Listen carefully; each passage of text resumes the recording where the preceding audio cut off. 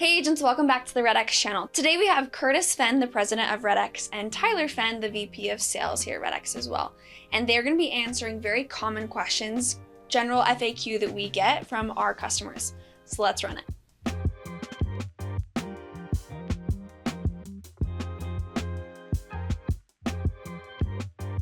All right, we got a whole bunch of questions from prospecting agents. Okay. And we're going to answer them to the best of our ability here. Okay.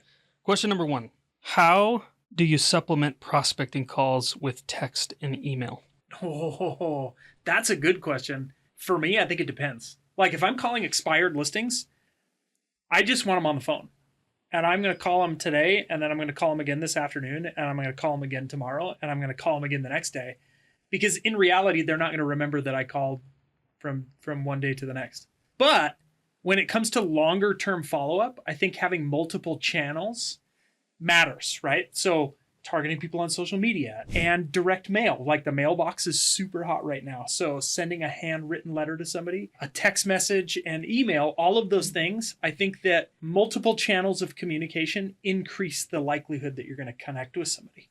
Yeah, I think it's getting busier in our world. There's so much noise that you have to have a multi-pronged approach to communicate. In marketing, we call it consumption marketing, or the way that people consume the message that you're sending. And it used to be that you could create cohorts or segments of your customer and say these people prefer this method of communication. But anymore, you have to have a multi-pronged approach, because even if somebody gets a DM in their messenger and they see that it's from you, then when you call or text or one of the other forms of communication, then they're more likely to respond to one of them. So the question being, how do I supplement or augment or how do I use, maybe is a better question, how do I use texting and email and prospecting? I would say the number one thing is in the follow-up. So the phone, I'm sorry, it's still just one of the very best ways to connect with the right audience, somebody who is trying to get their home sold right now. Once I make that connection, then there's a lot of people, I've even heard the 3 touches in the first 3 days, and then 3 touches in the following 3 weeks, and 3 touches in the following 3 months, right? So 3 touches seems like a lot per day, but I just got off the phone with you and I can follow up with the text that says, hey, Tyler, thanks for your time. Here's the info that we talked about, or I'll email you over the info that we talked about. So now I just had a phone call. Now I'm texting them and I'm telling them in the text to check their email. And so I've hit them in all forms of communication. Well, what's going to happen is you're going to see that customer's going to respond to you in one of those ways, right? If they give you a thumbs up on text, but they give you a more detailed response in the email, then you can start to kind of see the way that they communicate so that you know how to nurture and follow up with them. So I think the key in what you're saying is that you have to use them together. You're not using the phone as an individual channel, texting as an individual channel, and email as an individual channel. You have to use them together. So a lot of times I'll see somebody call and leave a voicemail and then send a text message that says, hey, I just left you a voicemail. I'm going to send you some information via email, right? Yeah. So that way there's this consistent message across the channels. But then people, like you said, are going to respond in the channel that makes the most sense for them. Human behavior, like right now, is so messed up. We're so brainwashed by our phones. All forms of communication are right here anyway. Right. And so people go, do I text? Do I call? Do I email? Do I DM? If you do them all, the consumer's getting them all on the same device anyway. It's just a matter of what doom scrolling device I'm on right now. If I'm going to my phone and I'm interrupted with the text, great. If I'm already on Instagram and I see a DM message going, that's the way I'm going to consume there. So yeah, I think multi-pronged approach in all of the different ways that you can communicate is probably the answer there. Okay. What are best practices for paid social media strategy for real estate agent? Do you want to answer this one? So first off, the fact that people are asking this is awesome, because so many people are late to this game. Like you just, again, there's so much noise in the marketing world right now. Experts are saying 30 to 50 touches to try to start to buy mind share in somebody's brain. Which is crazy because the old sales data was 7 to 10. Yeah. Right? And so now you're saying 30 to 50 impressions before somebody will give you the time of day. I've said this before. You're not competing with your direct competitors. You're competing for attention, which means you're competing for every food ad and every billboard and every e-com ad that is consuming every platform, including my drive and commute to work. There's so much noise that you have to be present in multiple places in order to get your message across. So now let's talk about the strategy. The paid strategy that you need to have is a marketing funnel. So there's top of funnel advertising, which is more about awareness and really attacking the problem that people are facing and that you can help overcome. Middle of funnel is when they're in a decision-making process. They're trying to evaluate all of the options to overcome their problem, and that's middle of funnel. And bottom of funnel is their buying decision. They're making a choice of what product to buy or what agent to hire at that point. So when you look at paid strategy, you kind of follow that. You need ads in each of those categories. But if people are just starting, they start at the top of the funnel. So you need to have awareness. Now, we very specifically think that you should not do any paid ads with a very specific audience. And in real estate, we're a special category, which means the platforms limit you on how you can narrow down your audience in order to target them with a very specific message, which is why RedX helps agents to create those custom audiences to target. So let's use expired listings. The problem that they're experiencing, which is they're experiencing frustration. They've tried to sell their home. I have a home for sale right now. 2 of them actually, and 2 rental properties. I want to be done with them. I want to sell them. 2 of them have been on the market for about 90 days, and I've done price reductions. I'm frustrated. Like, I just want them to be done. I didn't put new tenants in there because the advice was that the vacant properties are selling better in that market. So I'm frustrated that they're not sold. Whether that's because I'm not getting great advice or the market is what it is, regardless, it doesn't matter. I'm frustrated. So the ad that would speak to me is speaking to that frustration, right? It's speaking to the problem that I have. And in the ad, you can go from awareness of, hey, maybe you're frustrated because your home isn't selling, all the way down into the decision-making process of, you need a professional that is going to A, B, and C instead of X, Y, Z, and then all the way down to the bottom of funnel, which is more of a call to action to say, give me a call. Yeah, so I think what I've seen happen a lot is real estate professionals recognize that they should be doing ads on social media.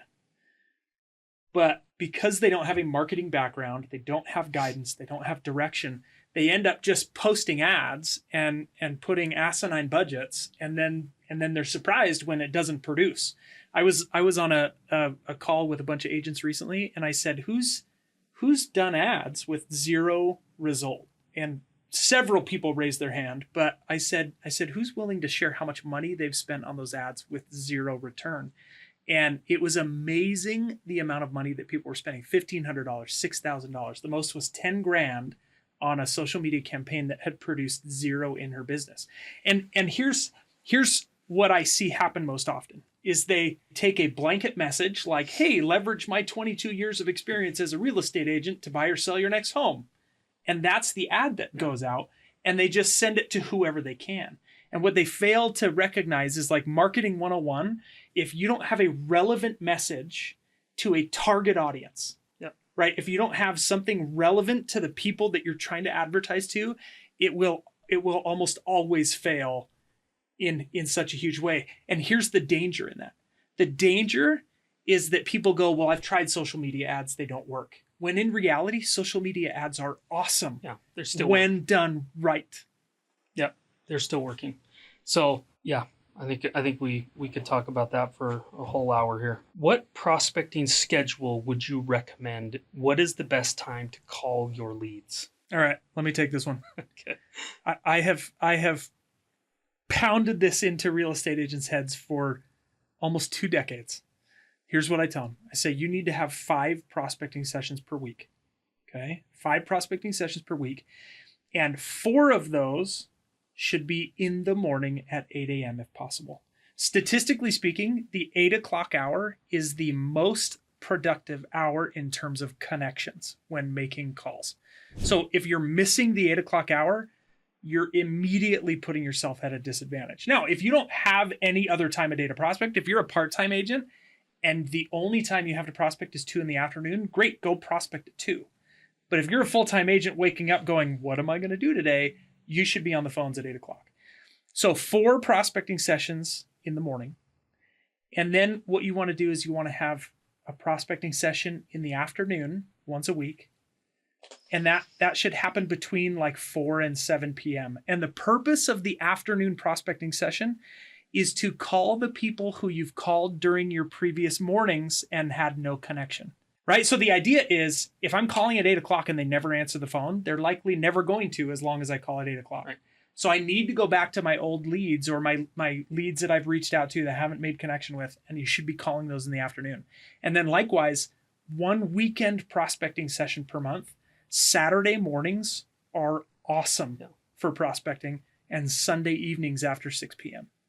But if you were to schedule 5 prospecting sessions per week, put it on the calendar, and then treat that time as sacred, you would see tremendous difference in your business. But I actually don't have conflicting opinions. That's great. If the question is purely about phone prospecting. But the question is about they work on what is the best time to call your leads. Let's first categorize prospecting as any proactive activity to meet people you don't know so that you can get to know them, so that you can create relationships that will turn into business. And there's a lot of conflict. People say, how do I get new leads? And it's like a fight. People are like, oh, you should go call expireds. And the other people are saying, oh, you should just go out to buy coffee, use your budget to buy coffee for friends and family. And I'm like, it's all prospecting. Right. It's just, you got to find what you're good at. Obviously we're biased because of the tools that we sell, but phone prospecting and casting a wider net to a specific audience, we feel is more effective. So phone prospecting to expireds, or door knocking to a list for sale by owners, or postcard campaigns to a set of pre-foreclosures, people facing foreclosure. Those are proactive activities. And I would say when people are saying, what's the best schedule? What I wish that I could get people to understand is that all activities in your business that aren't fulfilling with an active listing or client should be prospecting activities. So you have got to find a way in your business to talk to more people that you don't know so that you can get to know them. Then you fill your CRM with them. Then you nurture them. They become relationships and they turn into a profitable, sustainable business because you are maintaining connection with all those people. Now, if you don't know where to start, call some FSBOs. Go knock on doors to expireds, canceled, or withdrawals. Or look at vacant rental properties. Talk to the landlords of those vacant rental properties that are trying to find a tenant and show them that they actually have some equity in their home and maybe it's time to list and sell instead of keep renting it out. But find a specific audience and have proactive activities to go after them. And if you don't like picking up the phone, don't. I think you're losing a ton of business, but you should still have a list of the right people and you should be proactively going after them to get to know them so that it can turn into business. Yeah, so I've always said it this way. I've always said there's only 3 things that you should ever be focused on in your business. Number 1 is generating new business from new contacts. Number 2, servicing and maintaining your current clients. And number 3, maintaining and engaging with a database. And if you're not doing one of those 3 things, I would argue that it's something that you could probably cut out of your business altogether or automate with technology. But those 3 things are what are going to move the needle in somebody's business. And if they're not focused on those 3 things, I would argue that activity probably isn't productive. It just makes them feel busy without actually moving the needle. Okay. Next question. Voicemails. Good or bad? I would say I don't think it matters. Okay. Tell me more. Number 1, I think it depends on who you're reaching out to. That matters, right? If you're generating a list of GeoLeads and you're calling and you don't have any relationship with these people, I don't know that it matters. However, in the event that voicemails are left, voicemails need to be done in a way that create compelling urgency for somebody to call you back. And that's, I think, where people miss out, is they leave the, hey, this is Tyler calling with the Lance Group and trying to reach out and get a hold of you, call me back. And that's just not an effective voicemail, right? That just, there's if nothing. they don't, especially if they don't know you. Maybe if it's somebody in your sphere of influence, right. Yeah. Right? I mean, if I'm calling my database, I'm always going to leave a voicemail, right, or follow up with a text message. Hey, try to reach you, hit me back, something like that. But I would never, for a person that I'm trying to build a relationship with, leave a voicemail that didn't include some compelling reason for them to call me back. Yeah. And sometimes it's as simple as going, hey, Curtis, I saw your home came off the market without selling, and something just came across my desk that I think would be really interesting for you to look at. Will you give me a buzz back? Here's my number, right? Something that for them, they go, oh, well, I have a reason to call this guy back.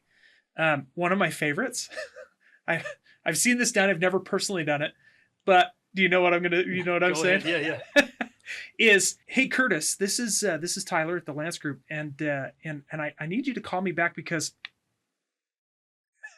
and then disconnect. It's like the old ads that look like some naked person, and so everybody looks at it and you realize it's a couch, an ad for furniture or something, the old clickbait type stuff. It's pretty bait and switch. I do think that you need to be careful. You need to create urgency, but it has to be authentic because authenticity is so important nowadays. And so when they call you back and you don't have something for them to look at, then that's going to work against you. Yeah, against you. And so I think the urgency of it all, sometimes curiosity is extremely powerful. There's a really great book called Fascinate by Sally Hogshead. And she goes through, and the whole idea of fascination is when your brain is fully engaged in a specific thing. And it doesn't happen very often. We're almost always distracted. 100% of humans are ADHD and distracted, right? But she goes through, and curiosity is one of those things that, killed the cat. People can be really curious. So you give information and pique curiosity and get them to call back, but not in a clickbaity way. Correct. Yeah. It's got to be genuine. I would say I leave a voicemail anytime I'm reaching out, and it's kind of my last ditch effort. Otherwise, I don't really leave a voicemail because I want the opportunity to do what you were talking about, which is I want to try connecting with somebody in different ways at different times of the day. And as soon as I leave a voicemail, now there's this living thing about my attempt to call them. And if they know about that, and then they start to see all the other ways I'm reaching out to them, then it can be misinterpreted as from hustle to desperate. Yeah. So always, though, on my last ditch effort, what do you have to lose to leave a voicemail to try to get somebody to call back? And we know we have 10 sales guys here, and we've done lots of tests with different ways to do the voicemails, and always we get more return calls when we leave more voicemails. When you have a new expired listing in your market, how many times should you follow up with that lead, and what ways should you follow up? So we've done a survey many times, starting I think 2014 was the first time we sent out this survey, and we've done it many times since to kind of validate results.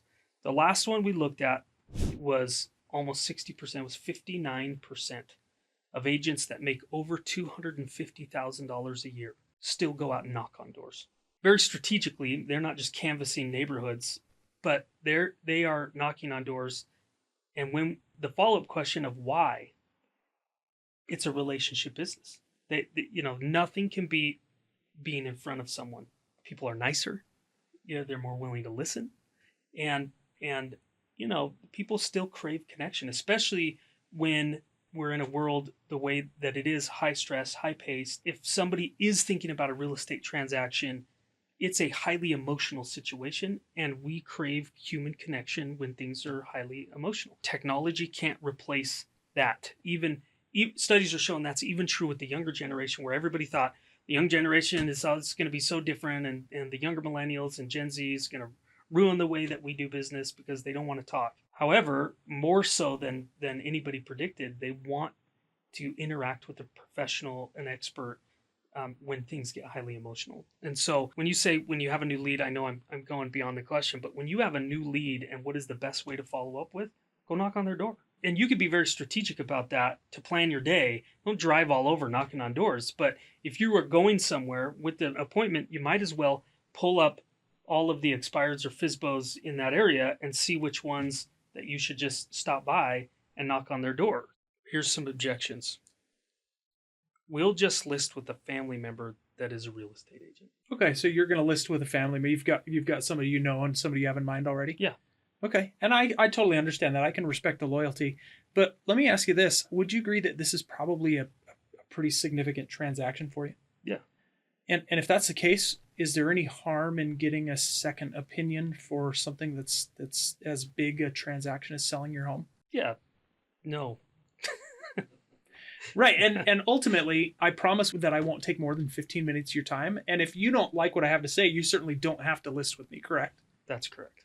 Great. So does tomorrow at 4 or 5 work better for you and your wife? Freaking prospectors. All right, that's pretty good. This is pretty common. You're calling people who've been trying to sell FSBOs or expireds, and they say something like this. Well, you're an agent, just bring me a buyer, and I'll sell it to them. Bring me a buyer, I'll pay co-op. For a for sale by owner? Yeah. If this is a for sale by owner? Yeah. Yeah, I think if they say, hey, just bring me a buyer, I would say absolutely. I represent several buyers. But what's most important is that your home is the right fit for what they're looking for. And in order for me to determine that, I really need to come by and see it. Would you have 15 minutes this afternoon that I'll be in the area? I can swing by and take a look. Okay, so question then. That is a very common objection Yes. handler, how you would handle that objection. The customer says yes. You go to their house. I think what customers, what agents really want to understand is how do they turn that in-person appointment into a listing opportunity? Okay, here's what it is. You have a document that outlines all of the things that they need to know in a real estate transaction. You provide it to them as a free resource because the number one reason that for sale by owners say they end up using the assistance of an agent is because they don't understand the paperwork and the negotiation process.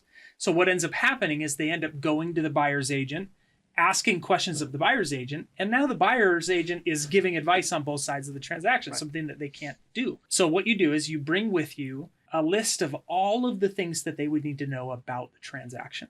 And you provide that to them as a free resource. And you go, hey, here's all the things that you'll want to make sure that you understand as the seller. And when they look at that, it's overwhelming. And when you're breaking down, hey, HOA and repayment fees and water rights and on and on and on and on and on, right? All of those things, all of a sudden they recognize what they've gotten themselves into. Yeah. And it's an easy transition from that. And it might not be in that same appointment.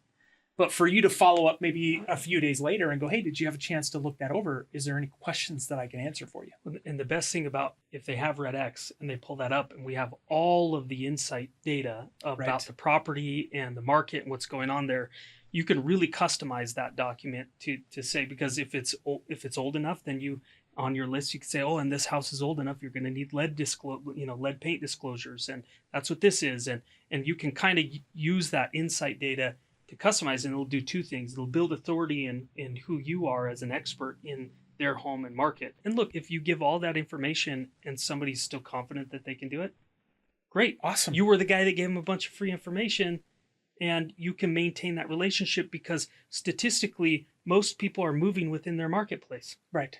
Unless you're in California, and then they're moving out.